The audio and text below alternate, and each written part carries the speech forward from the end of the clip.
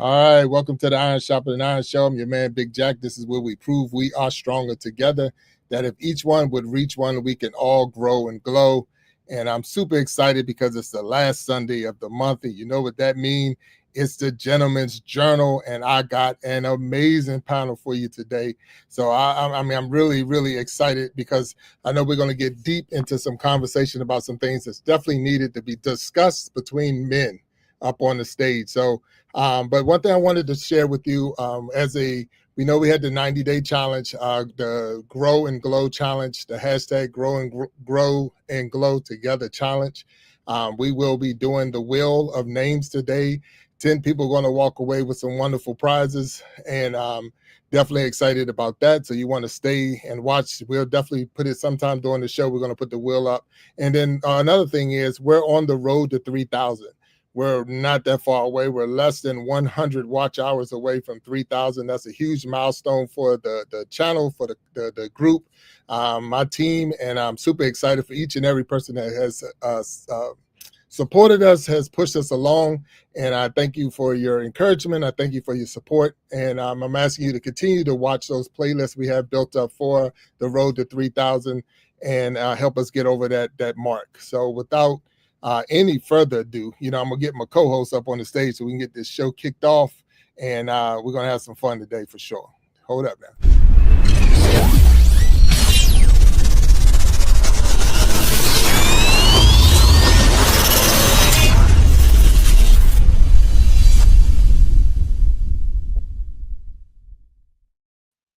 Oh, my man, what's up?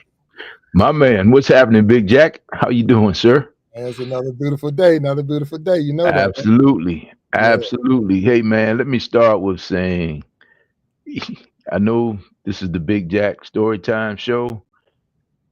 I know BBTV is producing it. Hey, man, but you definitely should have a career in producing the show, getting guests, man. You have some outstanding, man. You did it again. This is another good one, another banger, man. So I'm excited about it. Yeah, look, I think they come for you. Hey, man, look, let me tell you something, man. I just take notes, man. Mhm.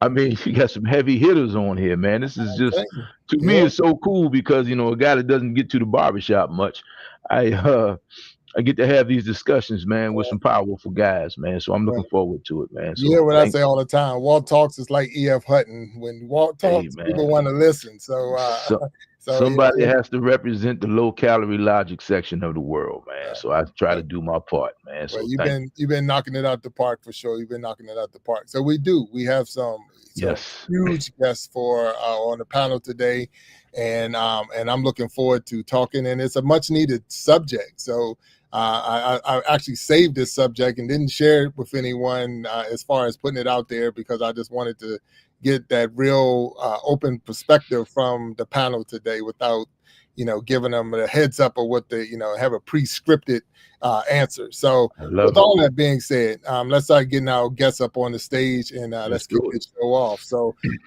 here we go. Let's get them up on the stage.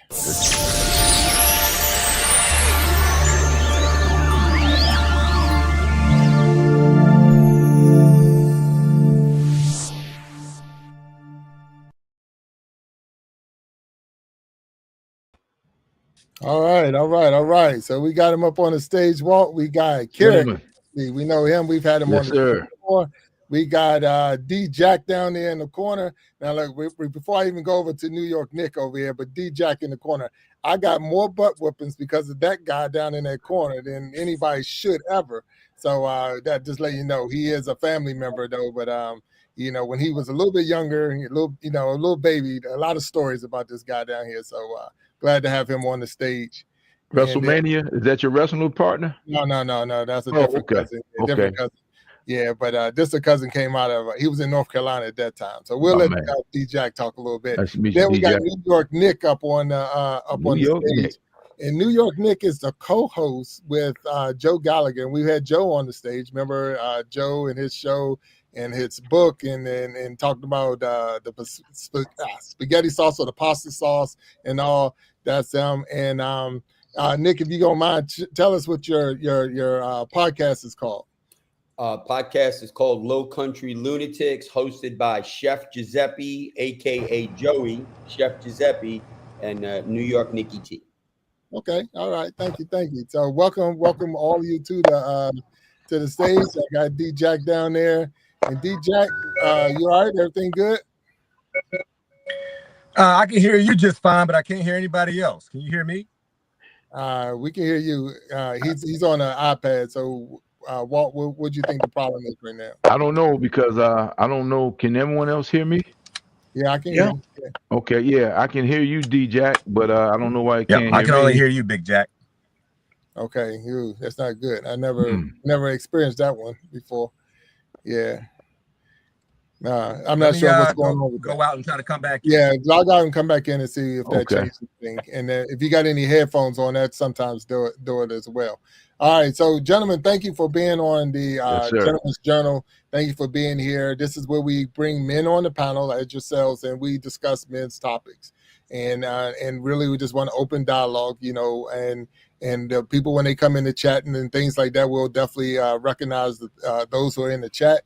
And if they have any questions for us, we try to get those answered. So I hope everybody's ready to go. And I think D Jack is trying to get back up on here. Are you good now? I don't know. I can still hear you. Oh, okay, Walt, say something real quick. I don't know. Can you hear me? I can hear you. We're good to go now. We're good to go now. All right, we're good to go. Sometimes you just got to come out, come back in. Yeah, we got action. Okay. It's like what they call that. When you call IT about your computer problem, they say turn it off. Yeah, turn it off. Turn it back on. Reboot. All you do is reboot it. Okay. So I'm gonna try to put the question out there, and once I get the question out there, gentlemen, then we'll talk on it.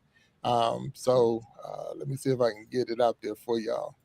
Yeah, and bear with me on this one. So here's a question right here for us all. So this is the question for us. So why do so many men struggle to open up about their mental health, and how can we create a safer space for those conversations?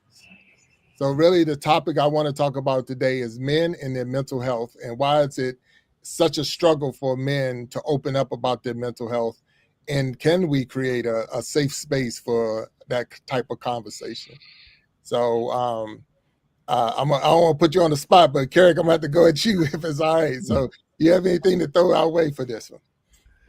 Yeah, I just think it kind of comes from our dad's generation, that, my dad, I never saw him cry, even at his own mom's funeral. It was just one of those things that, men didn't show worry and they didn't show stress. Problem with it is they kept it inside and then he finally cracked.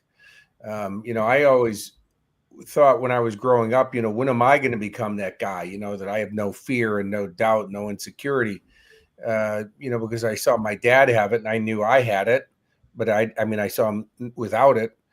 Then I realized he did have it, and it actually, pressure cooked him and it broke. So one of those things I've learned is to literally just ask for help. It's been one of the biggest things. And the funny part is when you're a masculine male and you ask other people for help, they finally say, man, it's about time.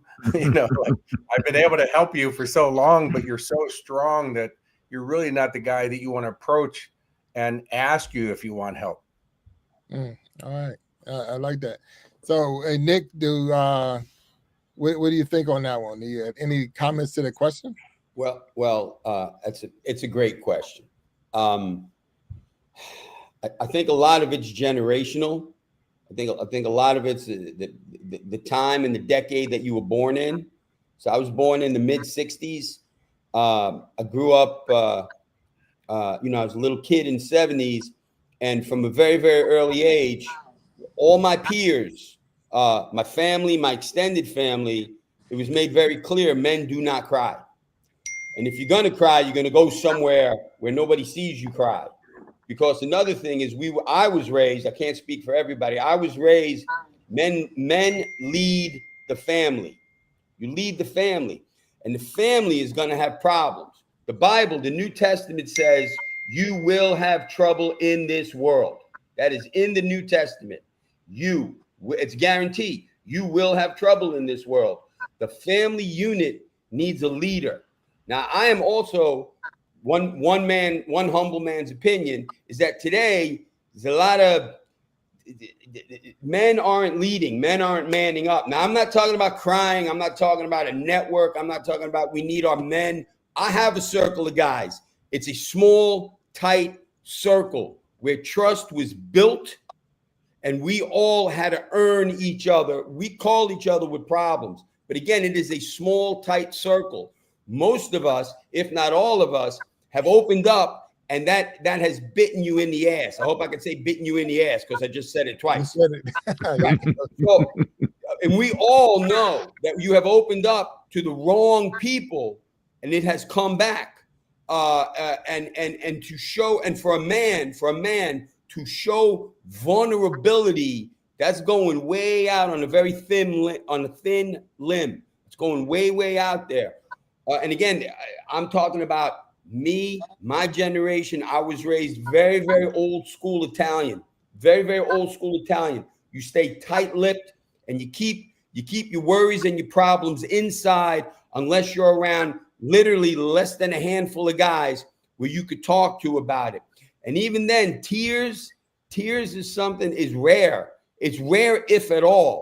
And if you and again, generational, if you're gonna cry, you do it quietly in the other room where nobody sees, like lock yourself in the closet, because how is your family how is your wife, your spouse, your kids, how are they gonna lean on a man who's sobbing in the corner? Like seriously, like I still believe in this. Like my wife does not see me cry in the corner. My wife comes to me with the family problems, whatever they are, because we all have problems. And whether or not I have a solution in that moment, I say, baby, you don't worry about it. These shoulders got it. That's where I'm at with this. I got you. All right. So I'm gonna go to you, D Jack, on that one, because you heard what Nick said and you heard what Kirk said. So do you have any response to this?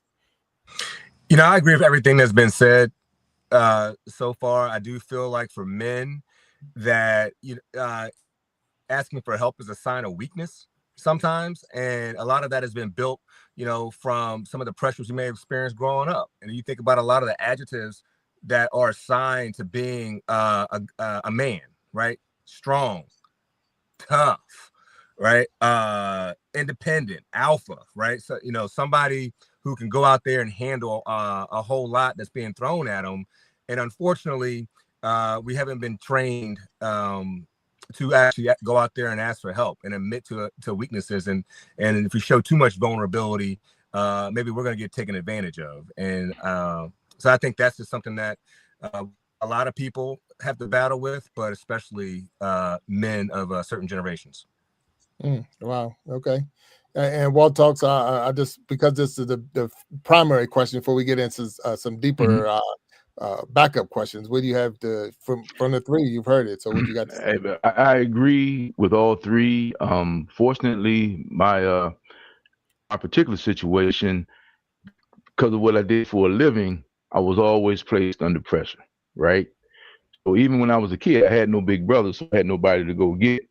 So I learned early, what you resist only persists. So I've always kind of faced my fears, because I suffer more in my mind than in reality, right? So once I face it, I realize a few things. One, the people that's talking, and I've been crossed by a few folks, Nick, so I understand that 100%. But the people who usually are running their mouths about what you're going through couldn't even survive going through it, so that's the first thing. So you expose them. And secondly, I've been married 29 years, so I was determined early on in my career not to bring that home to my family. So now here's the thing: the firehouse is a brutal place.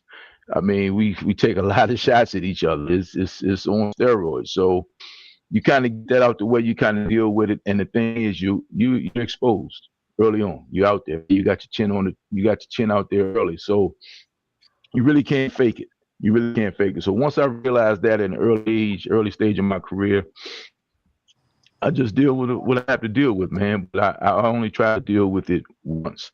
And I do know that nobody's coming to save me. And once I face it and address it, it usually works in my favor because I can kind of bring it down and take the boogeyman out of it, kind of bring it down to a smaller situation. But hey, Nick, I'm like you. Whatever it is, I got it. I'll figure it out, and then I go try to figure it out, man.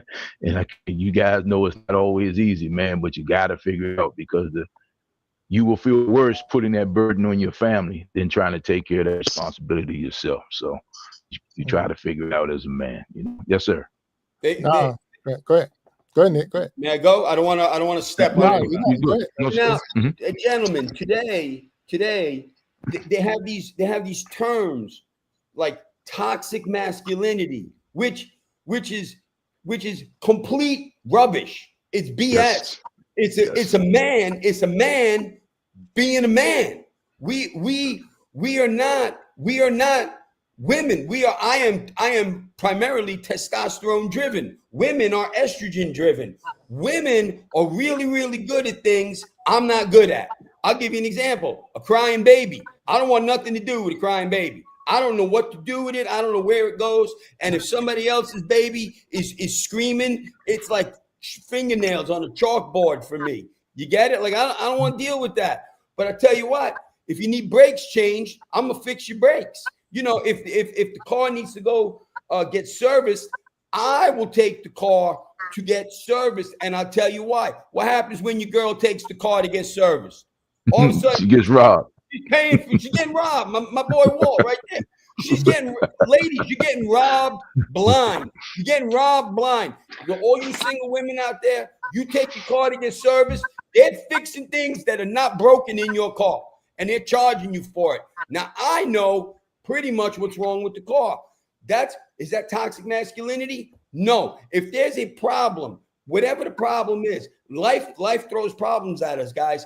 If there's a problem, who's going to jump behind who? Am I going to jump behind my wife, or is my wife going to jump behind me? Let's be real. Now, there are a generation right now, because I scroll on his phone, which I'll be honest with you, I think that's evil. This phone straight up evil. And I'm scrolling on this phone, and there's videos literally of young men in their 20s who are supposed to be at their peak. Men, you're supposed to be at your peak in your 20s, and they ain't doing a damn thing. Some of them are running faster than the girls whenever trouble shows up. They're beating the girls out of the room. And I'm sitting there going, what happened to men? What happened to men? Seriously. And again, I don't know if it's a generational thing. I'm in my late 50s. I'm still holding it together because, you know, for me, growing old, sitting on the couch, that's not an option, boys. It's not for me. It ain't. Not for me, it's an option. And I'm not going down like, I don't know what I can say and can't say on your podcast. I ain't going down like a bitch. I'm not a tough guy either. I don't look for trouble. Yeah, I don't go out there looking for problems. You know what I mean? I'm like this. Hey, how you doing? Hey, how you doing? That's it. We're good. We're good. But I'm also the guy when I walk into a room with my lady on my arm. I'm the guy that scans the whole room. Right? Walt, you got me, Jack. You got me. Absolutely. Yes, sir. The whole room. If there's 5 guys or if there's 500 guys, I scan the whole room in like 2 seconds. And I go, all right, potentially that guy's a problem. Potentially that guy's a problem. And then I take my lady and we steer away from the problem. That's I don't go in there saying, hey, you'll stare me down. I don't do none of that stuff. And I'll be honest with you guys, I spent a little time inside on holiday, if you know what I'm talking about. A little bit of time. I don't want to do anything to go back. There's nothing I want to go back. And when I'm inside, not a tough guy. I'm not. Because why would I invite that trouble? Why would you invite that? I am everybody's friend as best I can be. You all know what I'm talking about. As best you can be. Without being a bitch.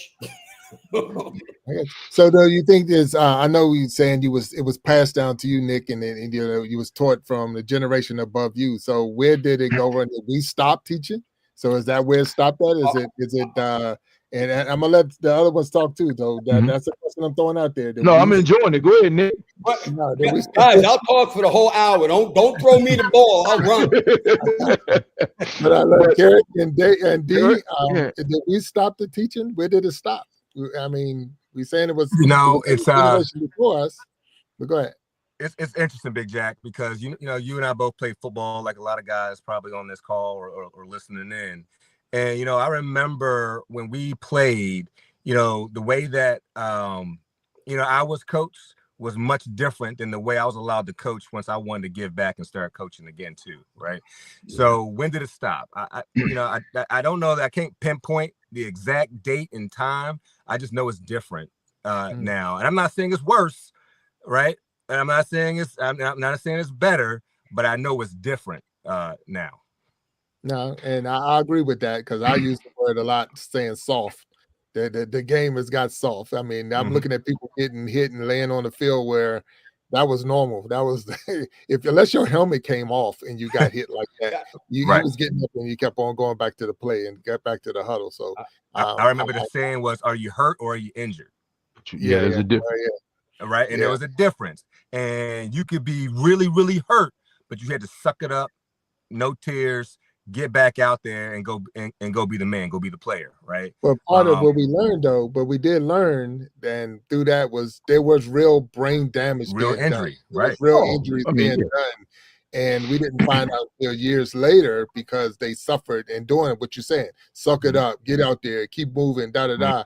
And they was actually really hurt and really sucking it up, but it was the damage was done, and then we was finding them, committing suicide or trying to hurt themselves and other things that came out of that because they had real brain damage. So I don't know.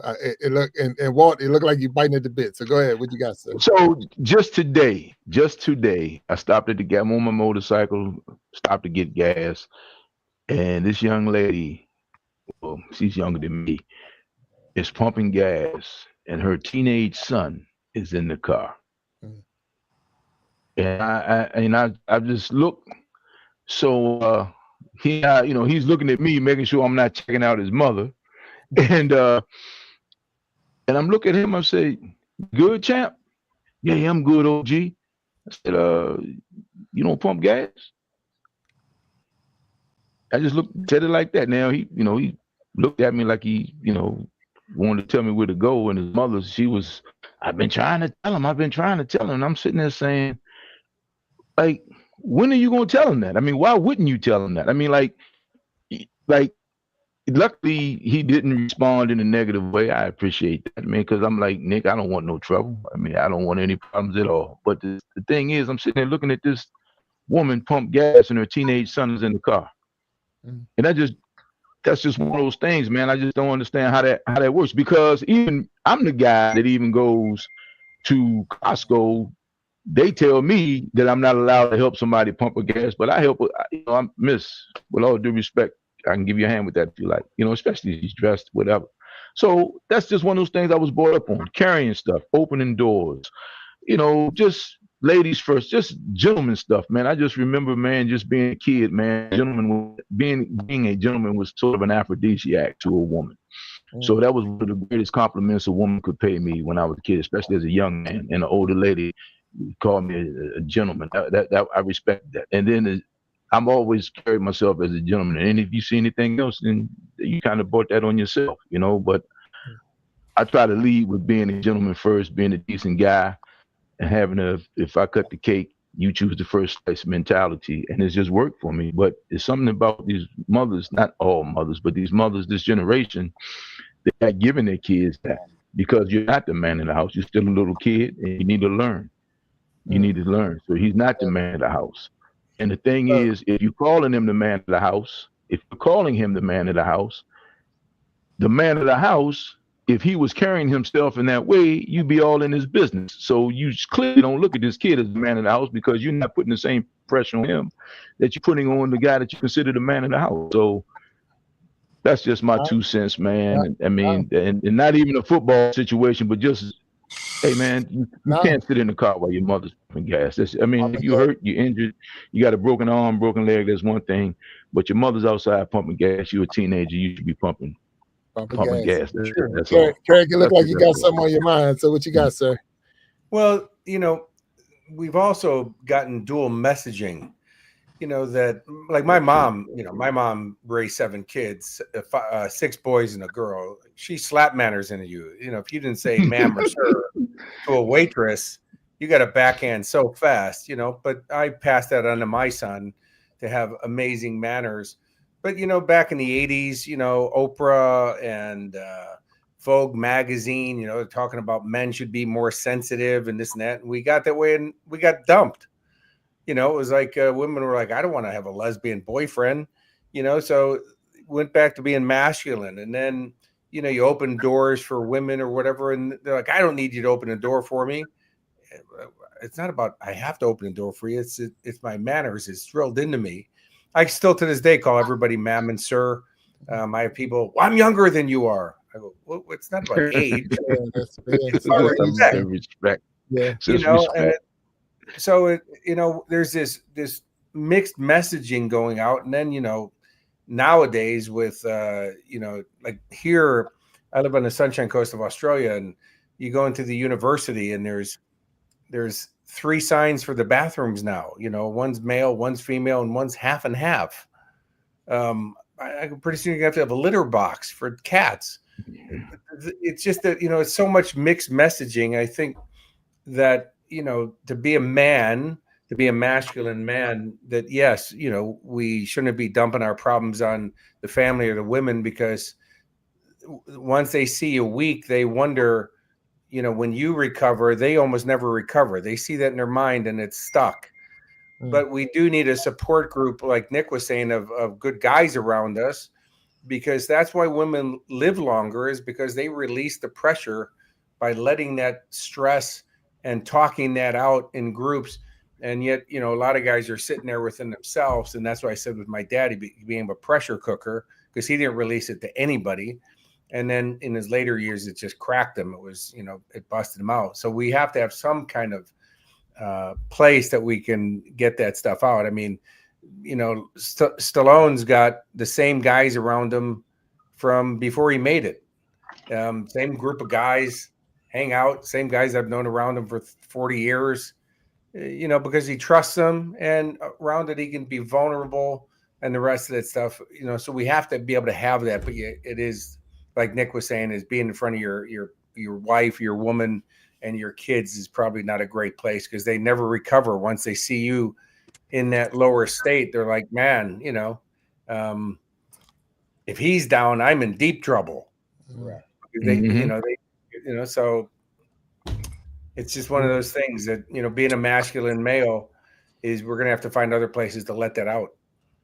So now, do you, and I know, Nick, you got it. So I see you, and I'm gonna throw this question out there, Nick. Even if you got something else on your mind, you can go ahead and share it. But do you think it's wrong for a man to seek help, meaning seek professional help, seek a therapist, seek a professional to help them? So, but why is it so hard? That's one of the hardest things for men to do, is to go find and seek professional help. Right. So I'm gonna go with you, Nick, because I see he's biting, and then I go to you. Real quick, I want to go back to Walt first. Okay. I want to go back to Walt. Go ahead. Walt, that was an excellent example of this young guy, young gun, sitting in the car, mom's pumping gas. Okay, it's one of a couple of things. One, there's no dad in the house. The kid's raised by his mom only. That's a big problem.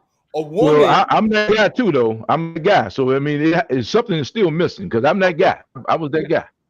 I was raised by just my mom. Just me too. My mom raised 3 of us. I'm the oldest, but I grew up on the street. My mom had no idea where I was. I grew up on the street. So you know who raised me? The older guys. Street raised me.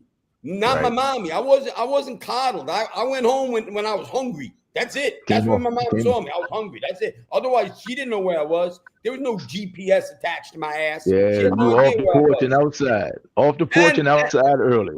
And my mother used to go like this: no news is good news. Like, if she didn't hear nothing, that was good. If her phone rang, it was a problem.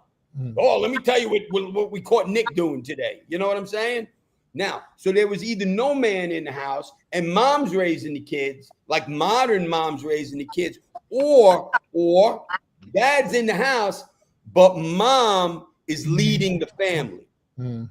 That's also, this is a problem, gentlemen. Mom's leading the family.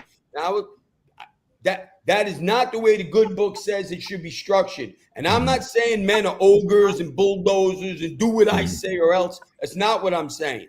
That's not what I'm saying. But again, who are you going to follow? Who are you going to follow? When you dial 911, you want 3 women showing up? No, you don't. You do not want 3 women showing up. You dial 911. Walt dropped it. I'm guessing Walt's a firefighter. Walt, Yeah. what did the women do, Walt? They had to So change here's the thing, man. They had to Here's change the the test, Walt, for the women. They had to change the I'm whole with, test. no, but let me say this, man, because I did my last 3 in training. So we do the CPAT, which is a national exam. So I got to tell you, man, I work with some tremendous women, and the funny part, here's the thing: you have to be, you just can't be in the situation because you apply for a situation. I work with some tremendous women, and I went to retirement dinner last night at a firehouse, man, ran into a bunch of people I hadn't seen in years. And I got to tell you, man, some of the women, they were super, super strong. And I tell you something else, back to your earlier thought, I'm with you as far as the men leading the family, but we all know that the strongest men, the one person that they not fear, but they respect most is that woman in their house, their helpmeet. Because let's be clear, guys, we trust women to do a lot of things. You know, we trust our women to do a lot of things, whether we know it or not. And I'm with you 100%, Nick. And but there still has to be a balance. Everybody's got to know their position. And the thing is, you can't compare yourself, not us, but people. They're all trying to figure it out. I mean, people trying to figure it out. So they have this idea of what a man should be. You don't even have shows as much as we used to have sitcoms about fathers on television and families on television and how that thing should be. You know, I came up on Good Times, James Evans and Good Archie times. Bunker. Remember James Evans on James Good Evans, Times? Archie Bunker, My boy George didn't play. Jefferson, James all Evans of them. He did not didn't play. He didn't play. You know, so I get it, man. I mean, I don't know the answers, but I do know there's a situation, and I do know once you discuss anything, you can't figure out anything until you discuss and identify the problem, the challenge. And the problem is people soft and scared that we won't even identify problems anymore, which is, you know, it's easy to walk away from it. And it shows in leadership too. It shows in leadership around the world, you know, because again, man, I have this, not a joke, but I tell people all the time, you know, we call each other soft guys, laugh, and joke. And I tell my buddies all the time, man, I say, man, it takes a real man to be that soft. It takes a real strong man to be that soft, you know. Yeah. So you gotta just know what your strengths are, what your weaknesses are, and face your fears, because what you resist only persists. So I'm with you 100%. We on the same page with that. Well, your Timu acting up on me, but I appreciate you over there. D Okay. Jack, I know you got something on your mind. Yeah, you know, I was gonna say, you know, for me, I'm still on this journey, right, to become the best man that I can possibly be. And so as I've grown and matured into that, you know, I've learned in order to be a better leader, you got to be vulnerable, right? And that people are looking around you and looking at you in the different roles that I've been in leading, and they have a chance to learn from my mistakes. The fact that they can see I'm a real person and that I actually have to go through some things too, right? Enables me to be a better leader for them. And I want to point to, you know, an instance back in during COVID where, you know, I recognized I needed to talk to somebody. And I actually ended up sharing that with my team, about 100 different people, you know, across the across my work. And I got calls from people that said, thank you for saying that. Thank you for saying that. Hey, because we look at you, you're a 6'2", 230 pound, you know, ex-football player. You're supposed to be strong. You carry yourself real well. You know, you seem stoic in a lot of things you do. But to say, hey, I needed help. And I had to go find somebody that I could talk to outside of my friend group. And I love them. I love my friends, right? But you can find sometimes with friends, you get into this echo chamber and y'all just over here talking about the same things and y'all just, you know, wailing and whining to each other, but you're not actually getting things solved. You're not getting anything done, right? So I had to go seek help. Now, you talked about the challenge. I think the second part of the question was the challenge of finding help. Right. For me as a man, I want to go talk to another man, a professional. Couldn't find him. And I sure couldn't. It's hard to go find a black male professional therapist to go talk to. And that's a struggle. And that's a struggle that I think we have, is that we're trying to find the right person. A lot of times in situations, we want representation, right? Especially depending on what's triggering us and putting us in that bad mental space. And then we go look for that help. And there's just not enough people out there that can help us. And that becomes discouraging, right? So then becomes all or nothing. Well, if I can't find something, then I'm not going to go talk to anybody. And I'm gonna go back to what I was doing before, and that can lead to some. I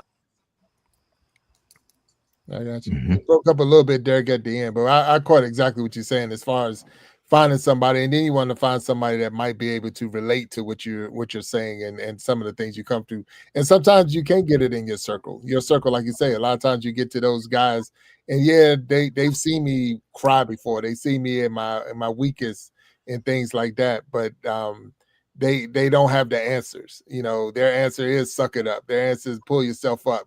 Get up. You big Jack, man. Ain't no way in the world you gonna let that thing buckle you like that. You stronger than that. But sometimes, man, you're buckled. Yeah, I mean, you're really, really buckled, and you need help. And you can turn, and you have nowhere to turn, and then you lose. So I want to ask you this, and I think, Carrick, I see you up there. Do we believe that mental health or mental illness is real? That those are real things? A person thinking about suicide, stress, and depression, and all of those are real things that need to be addressed, not just pushed under the rug. So, Carrick, I'm gonna throw it at you if you don't mind.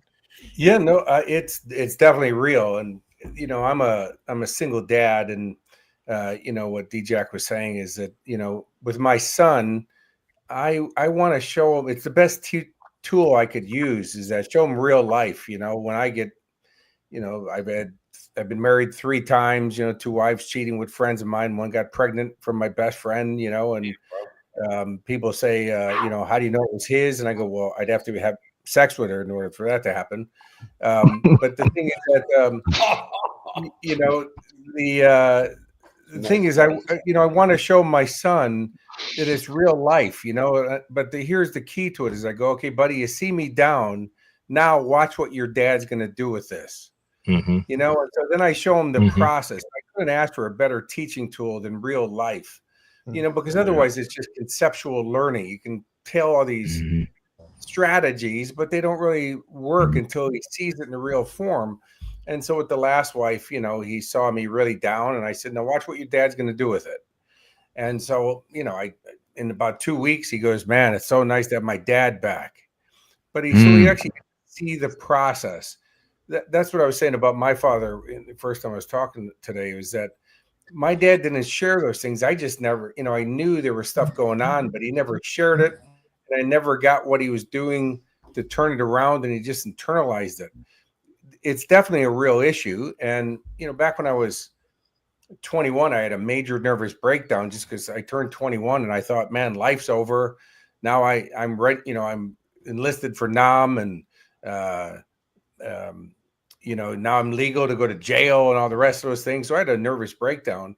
And finally, I saw a doctor at La Rabida in Chicago. In Chicago, La Rabida Hospital, most kids never make it out the front door.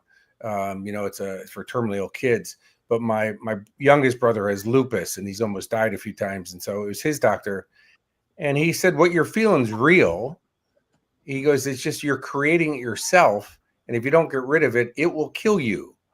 And so that's been really my passion. And that's what I'm out there teaching these days is how do you handle these things? It's real strategy. It's tactical. But you have to be able to first be aware and acknowledge that you're feeling something. But any uncomfortable feeling we have is always a call to action to do something different. It actually means your system's working perfectly. It's just that we're not listening to it. And then because we don't listen to it, the signal gets louder and louder until it gets you in a headlock and starts punching you in the head. If we just go, man, I'm feeling something right now, probably use less intense words, because, in the Bible, it says in beginning is the word is with God. The word was God, which means the word create the experience of what we feel. And so if you use intense words, you're going to feel intensely. Acknowledge you're feeling something, and then go, this is a call to action and then put it into action. And, you know, just got to figure out what that is. And that it's kind of like the oil light in your car. Once you put the oil, the light will go out. But it's the same thing with those uncomfortable feelings that we have. It's a call to action. And once you take that action, the light will go out and you won't be feeling so intense anymore. I agree. When something happens to me, even if it's someone that I don't like, you know, like something about this guy, man, I just don't like the way my brain is wired. I have to ask myself, why don't I like this person? I don't even know this person. So what is triggering me? What are my spidey senses telling me that make me feel this way? And once I address myself, sometimes they might just be a bad person. Sometimes, you know, it could be something on my side of the fence. But the thing is, man, I've always tried to just act on the facts, the real facts. And sometimes, man, it's painful. And like when it comes to betrayal, especially because betrayal doesn't come from a stranger, it only comes from friends, right? So, and we've all been betrayed. So, you know, sometimes, man, it hurts. But I assure you, for me, speaking for myself, I'd rather deal with it up front than let this thing linger on. And once I address it, I pretty much can kind of get it out the way. Even if going to talk to somebody, D-Jack, you know, it's like you still need to know the facts before you can go have a conversation with somebody else.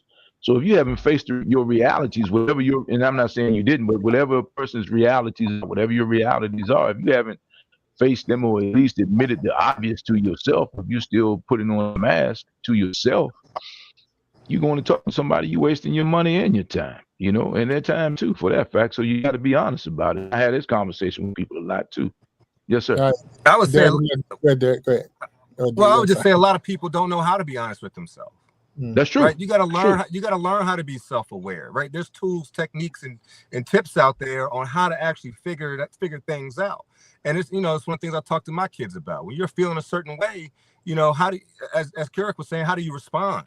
Right? I said, so you mad? Are you going to come and you're going to talk back to us and your parents, or are you going to go write it out in a journal first, right? And make sure you're saying the right things. But I notice a lot of people just don't understand how to become more self-aware and actually understand what's going on with them. And that's where sometimes finding, you know, seeking the right help, professional help, can give you those tools and tips and tricks. And honestly, I just throw this plug out here for, you know, for people who are working, you know, there's a lot of benefits in your health benefits that people don't even look into or tap into. Right. And some of it may not cost as much as people think, you know, to go out there and get a couple consultations. And even I know, you know, I've been in places where I've worked where they have, you know, online resources that all you got to do is just log in and it'll start giving you those tools and tactics and tips on how to work on yourself and how to become more self-aware.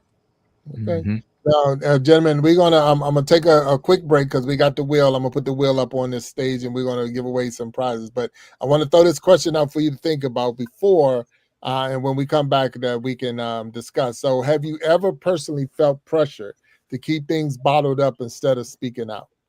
Have you ever personally felt pressure to keep things bottled up instead of speaking out?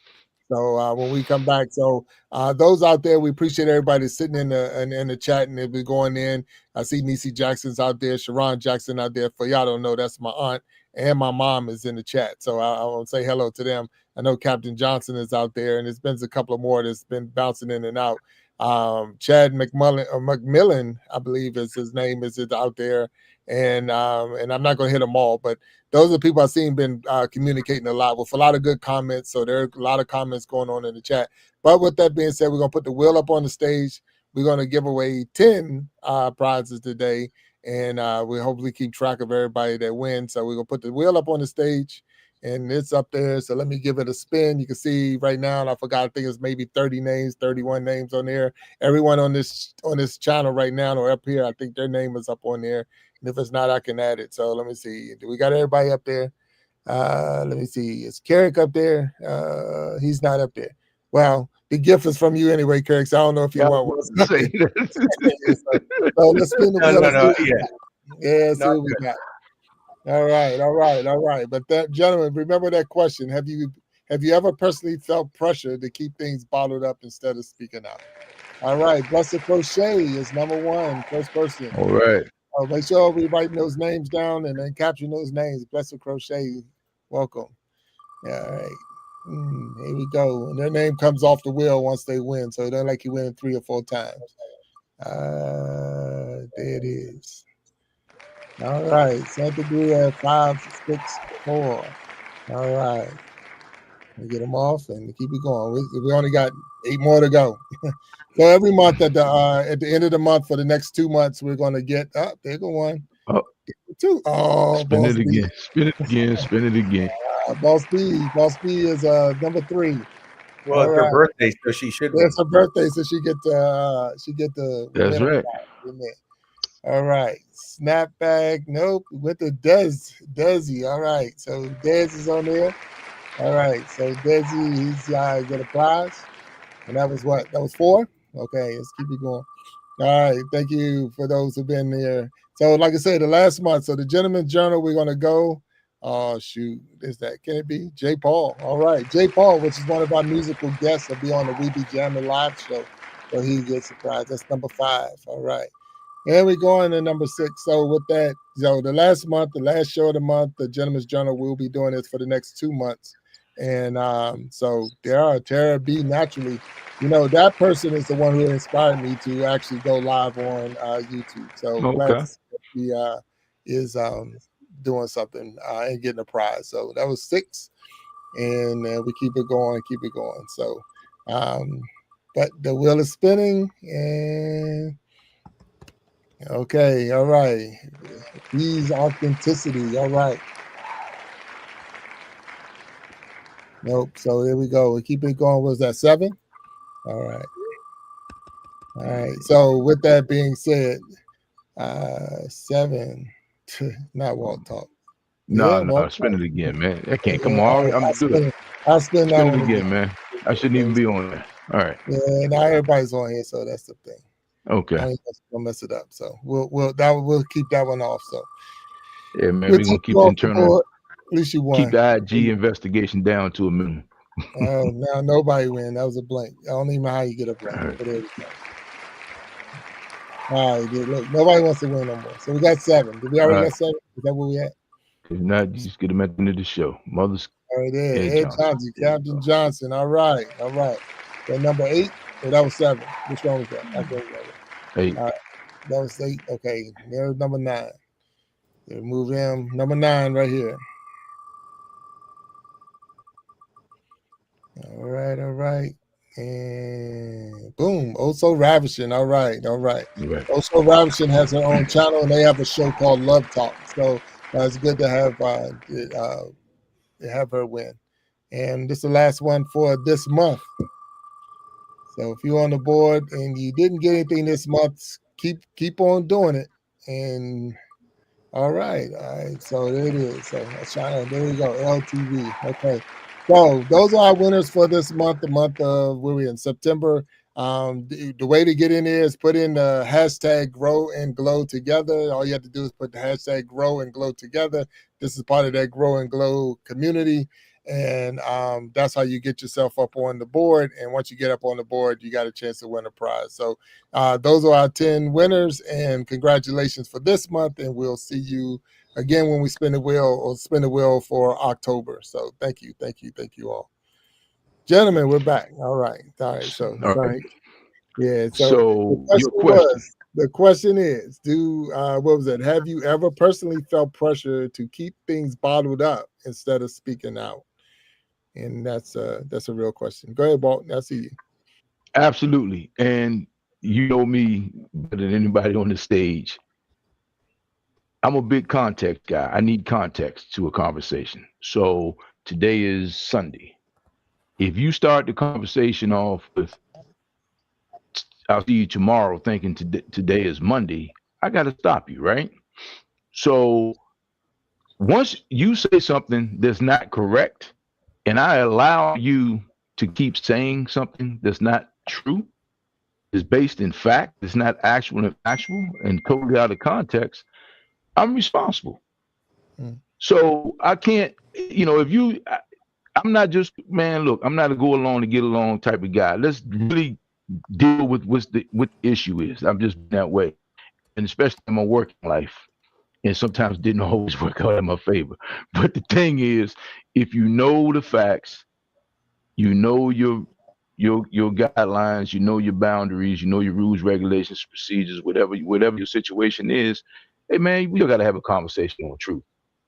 And just to sit there and let somebody, tell you keep it down because you want to step on somebody's toes and allow somebody else to just tell a lie, I can't do that, man. It's just not. I'm just not built that way. I'm just not. And whatever the consequences are, that's what they are. And matter of fact, the only thing that's going to save you is the truth and the facts. And the moment you do that, the person that you're protecting is going to be the first one to throw you under the bus. So you might as well just say what it is from the beginning, or deal with it is, and deal with the facts, and be influenced or gated down by people who basically want to keep the truth down just to kind of keep the peace. And I'm not saying you got to go telling on everybody. I'm just saying at that point, man, I got no use for those type of people. I just never have, because it always comes back to bite you. It always comes back to bite you when you don't deal with reality, because then you start dealing with, you've created a problem that didn't exist because you didn't deal with the actual problem. Right. If that was your question, that's what I got. And really, the more the question, I'm more thinking like I would say, I'm gonna use Carrick for example. I'm gonna throw it out there, and maybe you can tell me if you did or didn't. As a stuntman and as an actor, if you hurt yourself, could you had to bottle it up because you didn't want nobody to know you hurt yourself, because it could have cost you your job or maybe getting the next job or whatever. So have you ever been in that situation where you couldn't let no one know, you couldn't show that tear, you couldn't show that pain, you couldn't show that fear because it was going to stop you from moving forward? Have you ever been in that? That's more where I'm trying to go in that direction, Walt. So yeah. But it's the same concept, because I got bad knees right now for the same reason. The reason I have surgeries is the reason you had a back injury. So if you don't deal with it, it's going to come back and bite you. So you may as well deal with it. You a prime example of that. With 100%. The broken back, you a prime example of that. Go ahead, Kerry. When well, as you know, guys, I was in a helicopter crash on a Chuck Norris film, where 5 of my friends died. And, we had to go back to work and finish the movie, and you had to pull your big boy pants up and go to work and not say anything and not show fear. Matter of fact, the first scene that I'm back in once after the wreck was the same scene that the crash happened, and we almost had a second crash. And it was just one of those things where, me and this other stunt guy, we're laying on the floor of the helicopter as it's nose diving towards the earth again. And this pilot pulled it out, unlike the first pilot. And as we got back up, the stunt guy looks at me and he goes, "You tell anybody, I'll kick your ass." And I go, "I'm good. What are you talking about?" And he goes, "Yeah, great. Don't say anything." It's that code, I guess, that you have, and you bottle it up. For me, it really was brutal for 2.5 years, because I had a gun in my mouth every night and drugs up my nose, and it was brutal to keep it all inside. And writing my book and also writing the script for the movie, and then also being on stage talking about it has been a big cleansing, because I share it with people and they see what I went through. And the reason I do that is not to share my story so much, is to show people where I came from, that if I can do it, anybody can do it. But, that bottling up almost killed me. Wow. Nah, thank you for sharing that. Nick, have you ever faced that experience, or did you in your life or in your time? I think everybody, I can't speak for 8 billion people, but I think a lot of us have experienced that situation. And as I said, practically when we opened the show, you got to be careful. I am very careful who I talk to and what I say to who. It is the people the most closest to you that can bring you the most harm. A total stranger across the road, what is that person going to do to me? Nothing. Like nothing. Zero. But when you open up to somebody, you open up to the wrong person, that can really harm you down the road. Yes, men need a network, but you got to be smart about who's in that network. It can't be anybody. Trust is built and can be destroyed in a second. In an absolute nanosecond, you can destroy trust. I want to just back up just a little bit before we spun the wheel. Okay. Depression. I was taking notes when you were talking. Depression is living in the past. Anxiety is living in the future. And 90% of what we worry about never happens. It never comes to fruition. We sit there, worry. How am I going to do this? How am I going to do that? We worry about bridges. We never cross the bridge. We don't even come close to it. And we waste so much energy, so much manpower within inner energy. And what does that do? That weighs you down. It brings you down. I had to learn to let it go. Trust. I'm going to say him, just him, this guy. And I'm not talking about the guy that lives on top of me. But him, the big him, the capital H. I got to trust him. I got to trust he wants good for me. He wants good for me. So I'm going to let him handle some of the problems. In fact, I'm going to let him handle most, if not all, the problems. I'm going to let him deal with it. Another thing is men, I want to fix something. If you say, Nick, this is broke, I want to fix it. I want to fix it. Don't come to me saying it's broke and then we discuss how come it's broke for the next 17 months. I'm going to zone out. You lost me. Is it broke? Yes. Let's fix it. Let's fix it. And let's fix it quickly so we can move on. So I can go on with my life. No. I want to discuss it's broken, and I want to discuss it every single day for the next year and a half. I go, no, not with me, and not. No, I'm out. Right. I'm done. No. Right. So there's that, and that's a major difference between testosterone driven and estrogen driven. So, that's true. Men, here's a dot. Here's a dot. I want a straight line between the two dots. Women, they go here, there, they go up, down, they come back again. And sometimes they never connect those dots. Never. They never connect them. And I sit there patiently going, we ever going to come to a resolution here? Or we just going to keep discussing the thing? And guys, I got a real short attention span. I zone out. I go, no. So, and now therapy. This is statistical fact. I Googled it while y'all were spinning the wheel. Okay. Twice as many women go to therapy than men since 100%. The beginning of therapy.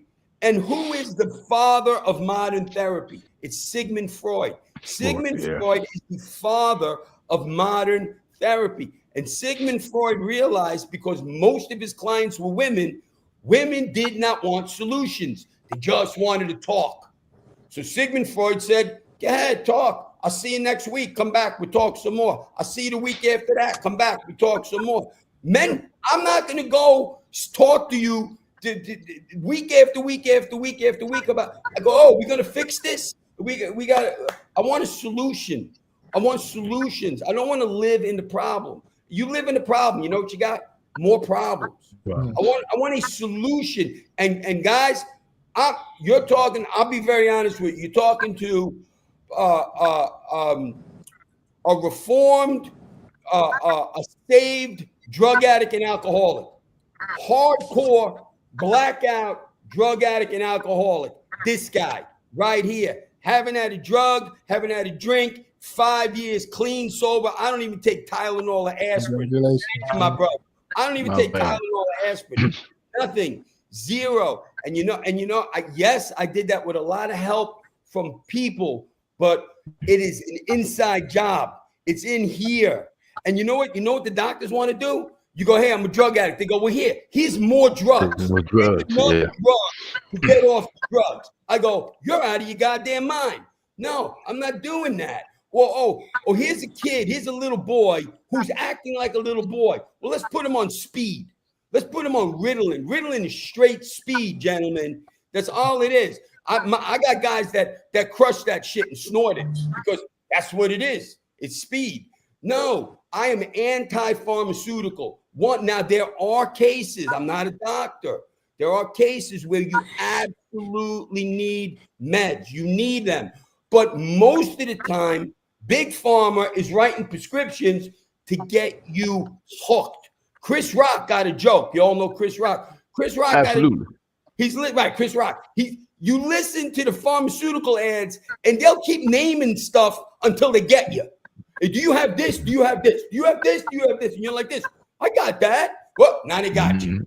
Now they got you. Now you go see the doctor. The doctor writes your prescription, and you go, well, how long do I got to take this? Oh, for the rest of your life. Forever. You got to take this. And now you went for a solution. What'd they give you? A crutch. They didn't fix anything.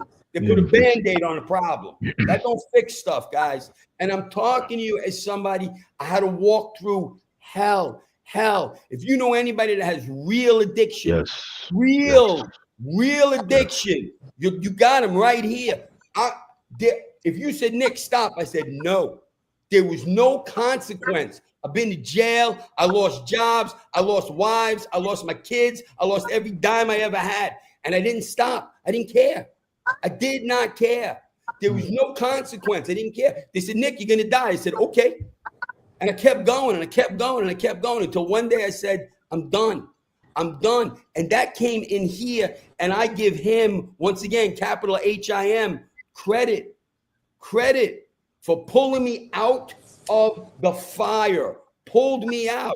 And it was a hard road. It was not easy, which is why most people don't make it. They don't make it. They wuss out. They go, I can't quit, man. And then you're back to that, hey, man up shit. I'm sorry, guys. Man up. And there's no such thing as toxic masculinity. It does not exist. That's a term that they came up with. And I'm going to shut up real quick because I know we're actually over. I apologize. No, you good. I'll be real quiet with this one. What happened from the 1950s to the 1960s? Seriously, what happened? Between those 2 decades, what happened? You talking about women started working? Women started working, divorce skyrocketed, single family households, fatherless children. They convinced women that it is beneath them to raise the family. They put a whole propaganda machine together. Why are you home raising kids? You should be in work, working for a man. That's what you should be doing. You should be earning a paycheck, paying taxes. No, raise your kids. Find a good man. He does. My job is to provide and protect. I take that job happily. Happily, I take that job. Provide and protect. But women today think that is beneath them to stay at home. Okay, look at your statistics. Divorce skyrockets.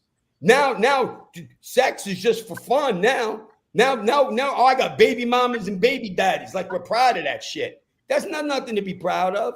No, it is not. That is not how it was designed to work. It is not. And I got my instructions come from the good book, boys.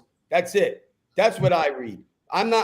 The book's been around for I don't know how many thousands of years, Old Testament, New Testament. The book ain't broke. Don't fix it. Don't change it. How about you just read it? That's all I got. Okay. All right. Thank you, New York Nick, for your commentary. New York Nick, baby. And like I say, I'm not 100% disagreeing or even agreeing with everything that was said, because I do believe that a lot of the points were very valid, 100% valid. 100%. I know that we're in a, some of us, and you're on the stage. So I got these men up here. So D Jack, you got anything on that? Any comments you want to make about that? Even the physical, have you ever physically felt pressure to keep things bottled up? And another thing is, if there was any advice you could give your younger self on being a man or dealing with your mental health, and that's the one thing. It's not so much being a man, but dealing with your mental health. Is there any advice you could give to someone, your younger self, if you was talking to him? Yeah, I think, I was a bit of a perfectionist and still am, right? So there was a lot that I think I feel pressure to keep a lot of things in, especially if I feel like I'm not going to get it right or if I'm going to fail. at something. And if I would tell my younger self anything, it's like, you just don't be afraid to fail. Don't be afraid to go out there and take chances. Don't be afraid to put yourself out there in situations where you may, not be the best, right, and not be great at it, right? Go ahead and take chances. So that'd be the advice I give my younger self. As far as feeling pressure to keep things bottled up, I think everybody does in some capacity, right? It just depends on what it is. And some things you should keep to yourself, or make sure that you're only sharing them in the right spaces. So a lot of times I think about the things that I may be keeping inside, right? Why I'm keeping them inside and who I'm sharing them with, because I don't want to go put that on somebody else who's not strong enough to handle it either. And then all I've done is I done put something on them and put them in a bad space, right? So I really do have to think about, the things that I'm keeping inside and that I want to share, and who I share them with. But if the one thing I can say, anything, I tell my younger self, and even I tell my older self, don't be afraid to be vulnerable. Don't be afraid to put yourself out there and just try different things. One thing I always appreciate about you, because you always doing something different, right? Every time I turn around, he's like, hey, I'm gonna go out here, I'm gonna learn golf, right? And I'm gonna get good at it. I'm gonna put myself out here on these courses that we don't see people like us. I'm gonna go out here and bowl 300s. I'm gonna come out here and I'm gonna make a podcast. I'll make a podcast and connect with people all over the world. And every time I turn around, I'm like, man, you out here making moves, right? Where sometimes I'm looking for the right, situation. I'm looking for things always to line up just right. And I would say that's something that can put undue pressure on anybody. And to myself, my younger self, anybody out there listening, don't be afraid to fail. Make sure you got a plan B, right? Don't throw all your chips in, but don't be afraid to take risks and take chances. No, I respect that, and I appreciate it too. I respect that. Carrick, I see you over in the corner with all the wisdom. What would you got for us, sir? I'm 100% in agreement with D-Jack. Is that my life has always been about be crazy enough to go out there and follow your dreams. And I've had, my son says that I've lived like 15 lifetimes, and he's wondered how I've jammed so much in. And I've had lots of things that haven't worked out. But that's just because I've tried more things than most people do. And just, go big though, because it's all borrowed. You got to give it all back. Everything's borrowed, and so the only thing you get to keep is the love you gave, the love you received, and the experiences your soul got to have. So, borrow the good stuff. I mean, I've never seen anybody have a Daewoo on their dream list before. So, you might as well borrow the great stuff. And that's been my life is, and I've been homeless and I've lived under buildings and, New York, Nick, I was doing 5.5 grams a day. And I mean, I definitely was there, I wasn't partying though. I was just trying to kill myself, and thank God I'm not a success at everything in life. It's follow your dreams, and, you inspire people around you when you do. That's, if we're not part of the solution, we're definitely part of the problem. And, the youth, like here in Australia, we have the highest youth suicide rate of any country per capita in the world. We don't have gangs. We don't have crack. They wouldn't even know that's, if you say crack here, they don't even know what it is. The thing is that it's because kids have no hope.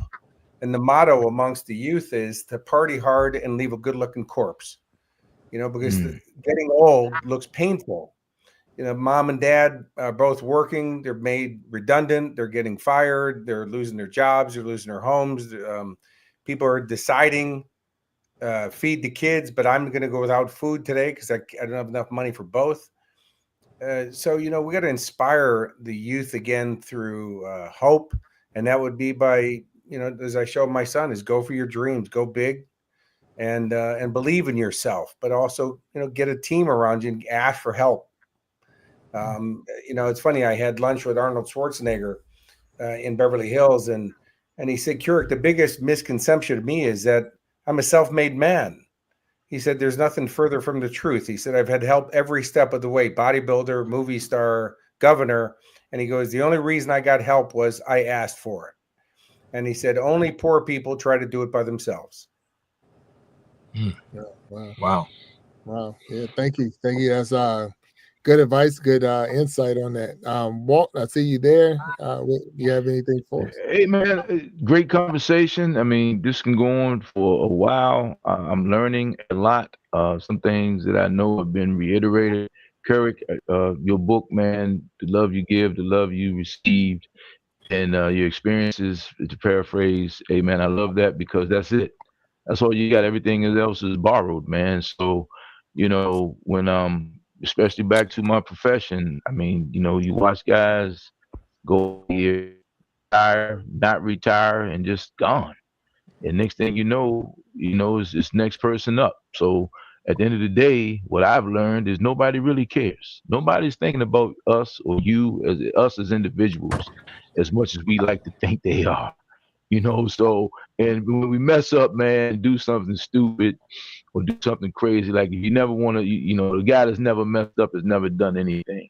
So the people that we respect, the people that we admire in life, at least speaking for myself, I'm guessing we're on the same page here, are the guys who did step out there on faith and did some things and said some things. In New York, Nick, hey man, we got the same type of energy, and guys like us, we probably gonna say something crazy, you know, uh, to other people, but as they walk away, they be like, yeah, but you got a good point because the thing is, everybody's thinking, it, but nobody's saying it. You know, so it's like the elephant in the room, man. So what you got, Nick? I mean, that's what it is. Elephant in the room, man. Somebody got to say, hey, man, there's an elephant crapping over there in the corner. Am I the only one that sees this elephant in the room? So we're gonna act like we don't see this elephant in the room.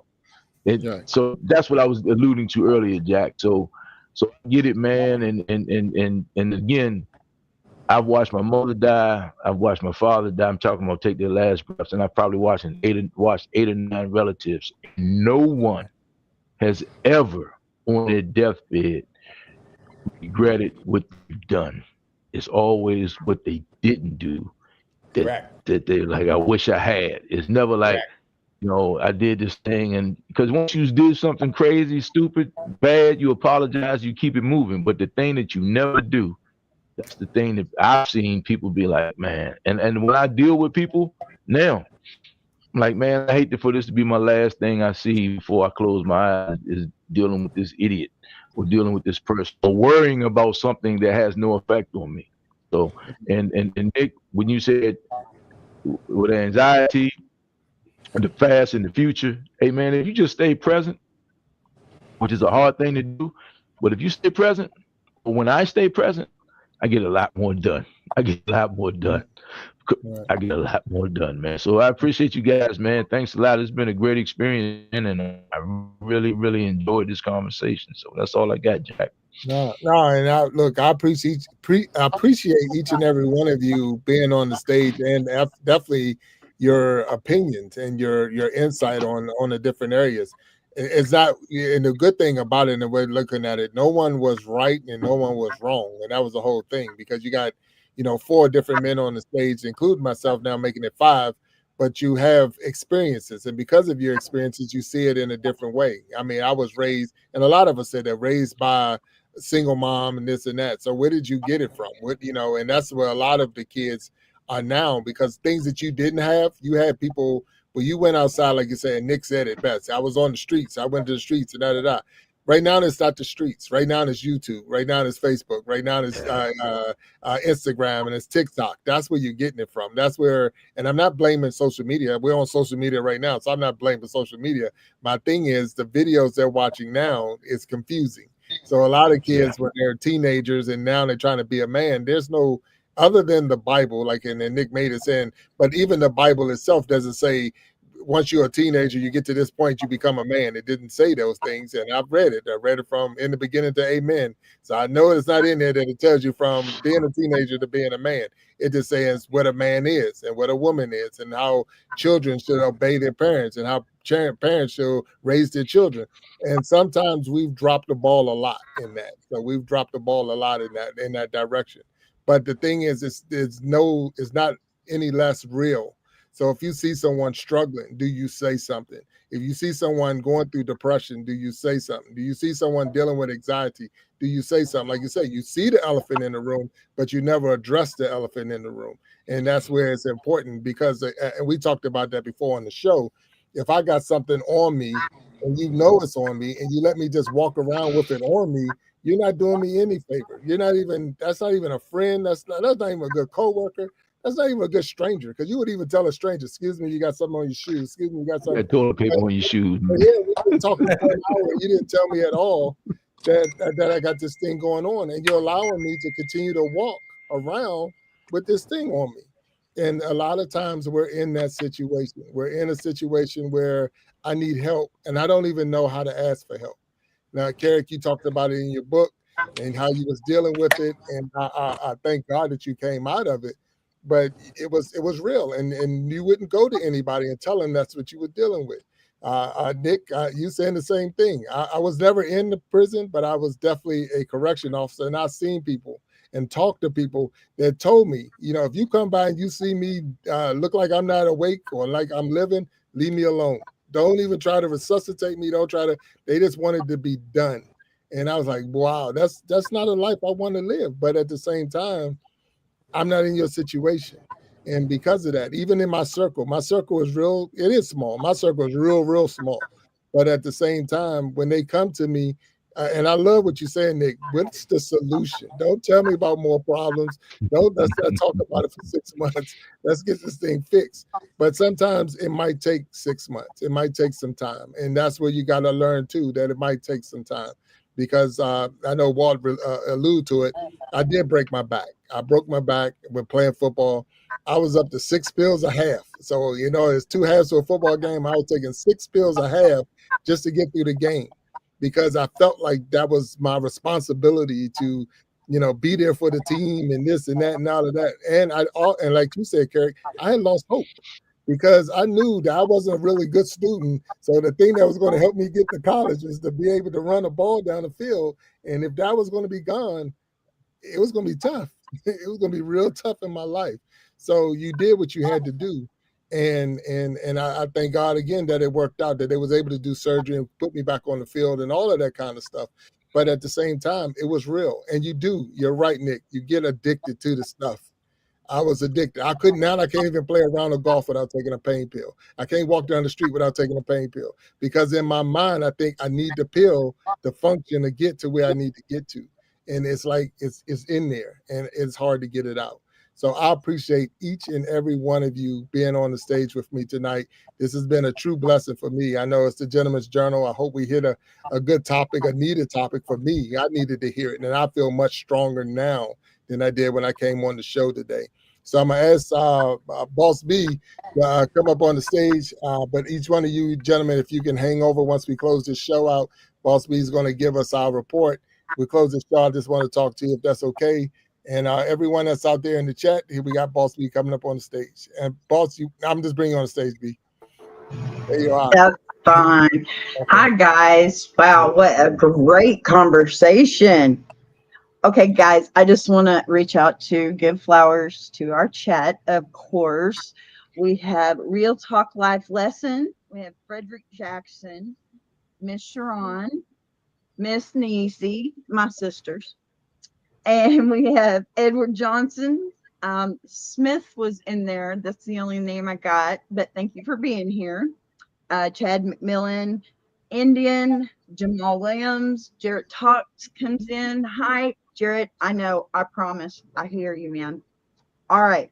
And for our 10 winners, I have Blessed to Crochet was number 1. Forgive me if I don't say this right. Sangtagare 564. I hope I said that right. Boss B, guess what? I'm already halfway through that book. Happy birthday. Thank you. What? Don't. J. Paul. Tiaria B. Naturally. B's Authenticity. Edward Johnson. Oh So Ravishing. And Anisha LTV were our winners. All right. That's it for me, guys. All right. Thank you, B. Thank you, B. All right. So thank you, everyone who tuned in tonight for the Gentleman's Journal, which is a spinoff from the Iron Sharpening Iron show, which is being produced by BBTV Productions. So we thank you all for hanging out here with us tonight. Do know that we are still less than 100 hours away from the next milestone. So if you can go in there, see that Road to 3,000 playlist, hit the playlist, let it play in the background, watch it, enjoy it. or just let it play in the back, but you're going to help us get to that spot. If you put in hashtag grow and glow together in the chats, we will definitely capture and put your name on the wheel, and we'll be spinning the wheel on the next Gentleman's Journal at the end of October. But until next time, we're going to ask you all to stay blessed and stay sharp, and we will talk to you next time. Sorry, 1 second. 1 second. For those who don't know, today is Boss B's birthday, so I want to definitely make sure I recognize Boss B for her birthday. Thank you, Boss B, for working on your birthday, if you want to call this work. But it is Boss B's birthday, and thank you for sure for hanging out with us tonight. Everybody that's in the chat, if you could even drop a happy birthday, Boss B, that would be very special. Hit that like button if you haven't hit it. Hit the subscribe button if you're new, and we definitely will see you later. Wednesday, October 1st. Is the Ladies Diary. It's a new spin-off show, and it will be hosted by Boss B. I will be stepping off the stage for Boss B to rock the show. So tune in Wednesday, 7 p.m. Eastern time for the Ladies Diary. All right. So see y'all later. Thank you. Bye-bye. Night. Guys, hang over.